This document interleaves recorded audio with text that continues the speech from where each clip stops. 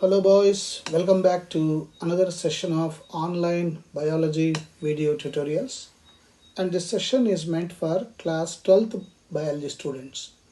And this is for 29th July 2021. As we all know that we were discussing, deliberating upon chapter number 5, Principles of Inheritance and Variation. And in this chapter, we were talking about the contribution of Mendel towards genetics. And appropriately, he was given the title of Father of Genetics. And the most impressive thing about him is his patience. He had enormous patience to conduct many experiments utilizing the natural resources that are available around his church. And he has selected garden pea, Pisum sativum, for his experiment. And he could observe 7 contrasting characteristics in the green peas or garden pea. And we said that these contrasting characters, some of them are dominant, some of them are recessive. That's why we say contrasting characters. So based on that, he could conduct the variation with one gene or inheritance of one gene. We said monohybrid cross. And in the monohybrid cross, the F2 generation, that is second generation, F stands for filial. Filial 2 generation, F2 generation, it is observed that always the phenotypic ratio is 3:1. 3 tall plants and 1 dwarf plant. Out of the 3 tall plants, pure tall is 1, capital T, capital T. Here when I say capital T, dominant gene. Again I gave a precaution, I gave a warning to you in my previous session. Do not think that there will be a gene called capital T in the garden pea plant, Pisum sativum. For our convenience sake, we are giving that abbreviation because the character is tall. So the spelling starts with the T-A-L-L, capital T. So we are saying that tall is represented with the capital T. And the corresponding one is the dwarf or short. But remember here, you should not give S or dwarf small d. That will confuse you. So what you have to do, whatever dominant gene you are abbreviating as capital T, corresponding letter small t you must give for the contrasting character. Then it will be easy for you. You can go for Punnett square method. So the F2 generation, there are 2, phenotypic ratio and genotypic ratio. Phenotypic ratio is 3:1, as we said yesterday. Out of the 3, one is the pure tall because both the genes are dominant, capital T, capital T. And the second one is also tall. Physically, see, phenotype, we said yesterday, physical appearance of an individual due to its genotype. That's what we said yesterday about phenotype. So, plant number 2 also is equally as tall as plant number 1. So, phenotype is same. But genotypically is heterozygous condition, capital T, small t. Whereas in plant 1, though it is a tall plant, it is because of homozygous condition, capital T, capital T. Similar alleles are present. Similarly, in plant number 3, which is as tall as 1 and 2, is heterozygous condition, capital T, small t. But why plant number 2 and plant number 3 are as tall as plant number 1? You can guess. It is because of the presence of dominant gene, capital T. So dominant gene, we said, is a gene that exhibits itself, its character. At the same time, it suppresses the other gene which is present along with it. So small t is suppressed. Otherwise, imagine tall plant is, let's say, 6 meters. And this heterozygous plant would be, if both the genes express had capital T and small t equally expressed, it would have been 6/2, 3 meters. But it is not so. Plant number 1 is 6 meters, plant number 2 is 6 meters, plant number 3 also 6 meters. And all are equal because of the presence of dominant gene, even though it is heterozygous condition. And the fourth one is small t, since there is presence of both the genes as a recessive, it could not become tall. It remained as a dwarf. That's why phenotypic ratio is always 3:1. So the F1, capital T, small t, heterozygous condition, when self-pollinated, produces gametes capital T and small t in equal proportion. During fertilization, pollen grains of capital T have 50% chance to pollinate eggs of the capital T and small t, as you are seeing. This has got 50% combination with this and 50% combination with this. So pollen grains of genotype T have a 50% chance to pollinate eggs of this. So this is also having 50% combination. So that is the reason. So 1/4 of the random fertilization leads to capital T. Then 1/2 or 2/4 of the random fertilization leads to capital T, small t plants, heterozygous condition. And remaining 1/4 of the random fertilization leads to 1/4 TT, that is small t. So overall, if you see 1/4 capital T, half T capital T small t, remaining 1/4 small t. So overall, phenotypically it is 3:1, genotypically it is 1:2:1. So there are two ratios, phenotypic ratio as well as genotypic ratio. So the F1, when self-pollinated, produces this capital T, small t in equal proportion. So the same thing what we have expressed in mathematics, you call it as binomial expression. So capital T, small t, self-pollination, capital T, small t, this is F1 generation, right? So that's what, when F1 is self-pollinated, what happens? So AX plus BY whole square, hence half T, half capital T plus half small t whole square.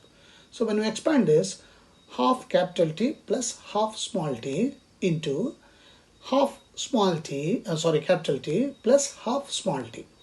So when we multiply this, you get 1/4 capital T, 1/4 capital T, small t, 1/4 capital T, small t, and 1/4 small t. So that results in capital T, 1, capital T, small t, 2, and small t, 1. So the ratio, genotypic ratio, remains 1:2:1. So this inheritance of one gene, that is Mendel's self-pollinated the F2 plants, this one. He found that dwarf F2 plants continue to generate dwarf plants in F3 and F4 generation. That's why I said, look at the patience of that gentleman. He did not stop at F2. He went on for F3, F4 also and observed the characteristics. He concluded that genotype of the dwarfs was homozygous, small t. So you cross this dwarf, genotypically it is small t, cross with this small t. Naturally, all the gene combinations, irrespective of how they combine, it will be remain dwarf. So genotype small t invariably leads to dwarf phenotype. And now, based on one, we talked about it. Based on the monohybrid cross, Mendel observed and proposed laws which are famous as Mendel's laws. So in this, we are going to talk about backcross, test cross, and of course, after explaining this, we'll go for dihybrid cross, maybe in the next session. So here, what do you mean by backcross? Backcross is, it is a cross between hybrid and its any parent. So hybrid is capital T, small t. Any parent, we are taking a recessive one, small t. When the cross takes place, so the zygotes that are formed will be the same. That's why he is taking only one, but I am taking it two, so that you need not get confused. Don't think that only one zygote will be formed.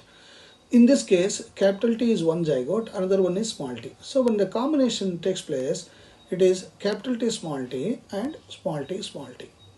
Okay, so the ratio remains tall versus dwarf as 1:1. This we call it as backcross. You can see here hybrid capital T small t. Because of presence of capital T, the plant is tall.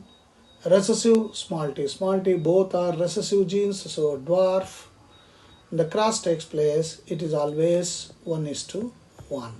This is what Mendel observed, and it is universal. This is back cross. What about test cross? Crossing of an organism with a dominant phenotype to a recessive individual. So here the purpose is to understand the genotype. That is the purpose of test cross. So in test cross, let us see, we are crossing a dominant one, we said dominant phenotype with recessive. Now when we say dominant, a dominant character will be exhibited when there are two types of genotypes. One genotype is pure dominant, like we are talking about the flower. Okay, so we say WW. Okay, here another genotypic variety can be capital W, small w, right? So in test cross, what is that we say? Crossing of dominant character with homozygous recessive. So when we talk of the homozygous recessive, it has to be small w, small w. So we are taking this first combination, that is capital W versus small w, small w. So the gametes that are formed will be capital W from this unknown plant, small w from the known homozygous recessive plant. So when cross takes place, you will observe that it is all heterozygous condition and all flowers will be violet. Why violet? Because of presence of capital W in every flower that is formed here. Look at that. So all violet. So 4:0, it is straight. So how do you interpret this? The unknown flower is homozygous dominant. If all the flowers that are formed is just like the parent, then the parent will be homozygous dominant. It has to be capital W. Whereas on the other hand, when the unknown type is heterozygous, let us say the other combination, capital W, small w, and the other parent is, as we said, remains recessive. Recessive means both the genes are recessive, homozygous recessive, small w. So from this white flower, which is recessive character, will have small w genotype. So when this forms gametes, it is invariably a gamete having small w, another gamete having small w. Whereas this unknown one is having capital W and small w. So the combination of this, when we observe, it is 50-50. Half of the flowers are violet. Why 50% violet? Because of the presence of dominant gene, capital W. And remaining half will be white. Why white? Because both the genes or both the alleles are recessive, small w. So if the result is 4:0, all flowers are like the parental one, then you conclude that the unknown parent is homozygous dominant. Whereas if the resultant of F2 generation is 2:2, 2 violet versus 2 white, then unknown flower is heterozygous dominant. So this is the conclusion. So Mendel conducted test cross to determine the F2 genotype. So the purpose of test cross is to determine the genotype of F2 plant. This is the purpose. And based on the monohybrid cross, Mendel formed certain rules, certain principles of inheritance. These are known as Mendel's laws. So the first law in the Mendel's laws is law of dominance. Characters are controlled by discrete unit called factors, but of course I said Mendel called them factors, but we now call them as genes. And the factors occurs in pairs, as you are saying, capital T, small t, which is a pair. In a dissimilar pair of factors, one member of the pair dominates, capital T, and the another one is the recessive. capital T, small t. So when the crossing takes place between the two, you can see the presence of capital T, both are dominant. Small t, homozygous recessive. But look at that. Among the dissimilar pair of genes, one gene is dominant. And because of the presence of this dominant gene, this individual becomes as tall as pure tall. That's why we say law of dominance. So law of dominance states that only one factor expresses itself in F1 generation. In a hybrid where both the contrasting alleles are present, only one factor or allele is called dominant and is able to express its effect, while the other factor called recessive remains suppressed. Small t is suppressed. So the recessive remains suppressed in F1 generation. F2 generation expresses both the dominant and the hidden recessive factors in the ratio of 3:1 in the monohybrid cross. So that's why law of dominance states that the gene that is dominant, whether it is homozygous condition or heterozygous condition, will express its character. That's why we say law of dominance. So dominant gene is present. And the second law is law of segregation. So in this, during a gamete formation, the factors, alleles of a character pair present in parents segregate. Segregate means separate. Like you are seeing, capital T, similar pair of factors, homozygous condition. When the gametes are formed, these genes are getting separated. That's why segregation. Segregation means separation. Okay. And small t, same. It is similar gametes.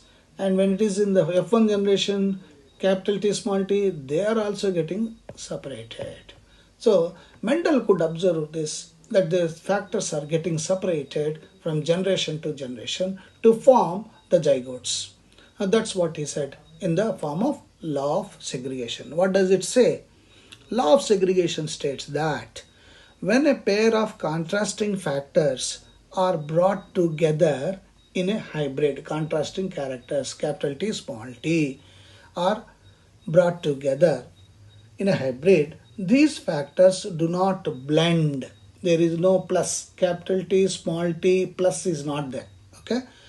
They don't mix up, but simply associate themselves and remain together and separate again at the time of gamete formation. Look at that. Capital T is getting separated, small t is getting separated.